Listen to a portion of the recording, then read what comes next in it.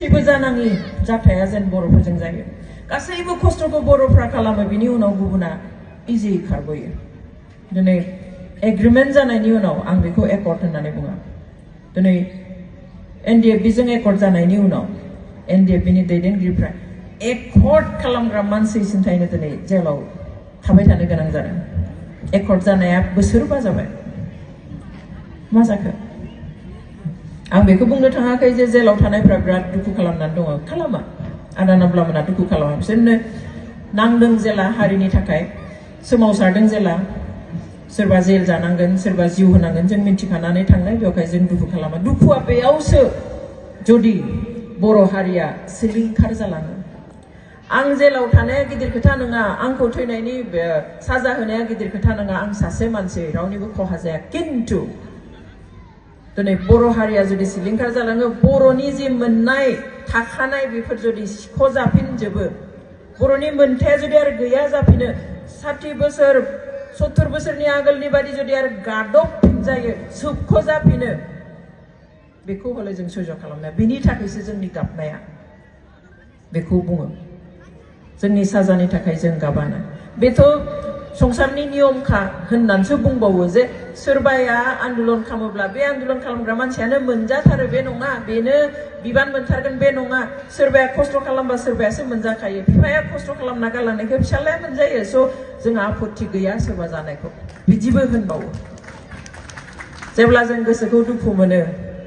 जेथिंबो खोमसि खोमसि नुयो रायज्लायनो गोसो जाया अब्ला जों जेलाव थाङो आंथ' आदानियाव आं सप्तायाव खनसे एभ्रि उइक आं थांखायो ओरैनोबा आं मालाबा थाङो ओमफ्राय आदाजों जेब्ला जिरायनानै घन्टासे सावरायो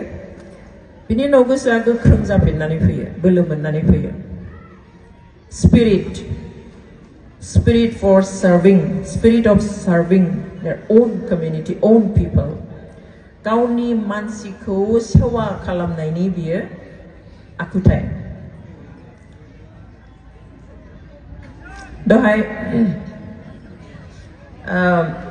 जोंनि चिफ गेस्टआ बुंलांदों जे जोंहा सिनाखिया बोरैमोन 1993 मायथाइनि 29 एप्रिल हर गेजेर 1993 29 एप्रिल हर गेजेराव नोंथांमोना गोबाङानो मिथिया जानो हागौ बिथाङा किडनेप स्टोरीनि खोथा बुंदों स' बे किडनेपआ मामोन एसे हयथ' मिन्थिनो लुबैयो बा आं एसे फोरमायनो लुबैयो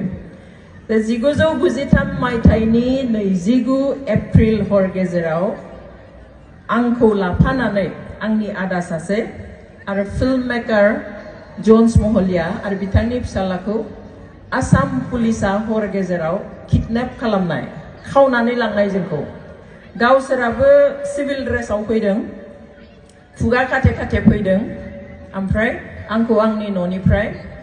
दरजा जुर जुबुस्ति आं खेवाखैमोन हर गेजेराव सोर हौवा मानसि फैदों होननानै उनावहाय खाथिनि मानसि सासेखौ लाना फैनानै दरखौ खेवहोनानै आं बिनि माथो खोनानायखाय आं सिनाखि मानसिनि माथो खोनानायखाय आं खेवना होबाय एटलिस्ट माबा मोनसे जाब्लाथ' सोरबा साखि थागोन होननानैहाय थ' उनावहाय लोगो लोगो खुगा मेगन खाथेनानै गारि गंसेयाव सोनानै लानानै थांबाय किडनेप अखानायनिफ्राय हुलस्थुल गुथै आसाम अब्ला बे समाव जनसिं टिकाथारादाया डिसिमोन गुवाहाटी कामरुपनि स' जि खालि हराव जोङो किडनेप जादों आंनि आदाखौ मालिगावनिफ्राय किडनेप खालामदों बाजैया रेलवे क्वार्टाराव थायोमोन रेलाव साख्रि मावनाय आंखौ आं बामुनि मैदाननि मोनसे न'आव आङो भारा थायोमोन बेनिफ्राय किडनेप खालामदों आरो जन्स महलियाखौ पुब सरनियाव थानाय बिथांनि भारा न'निफ्राय किडनेप खालामदों अखानायै हुलस्थुल जाजोब्बाय सारा आसाम सारा नर्थ इस्ट जे आसामाव फार्स्ट टाइमनि थाखाय गिबि खेबनि थाखाय सासे हिनजाव मानसिखौ किडनेप खालामबायनो लांखारबायनो खारन बै समाव हाथियार दैखांनाय माबाफ्रा संगठनफ्रा मानसि किडनेप खालामो किन्तु हिनजाव मानसिखौ मालाबाबो आखाइ होआखै हिनजाव मानसिखौ मालाबाबो किडनेप खालामाखै थ' बे बाराव सोर संगठन फैखो जे हिनजाव मानसिखौ लानानै थांबाय अनजालि दैमारिया किडनेप जाबाय आं अब्लाना बरमा कलेजाव हाबहांबायमोन आं अल इन्डिया रेडिअ'आवहाय आङो बर' निउज रिडारमोन थ' दावराव जाजोब्बाय सारा आसाम मा जाखो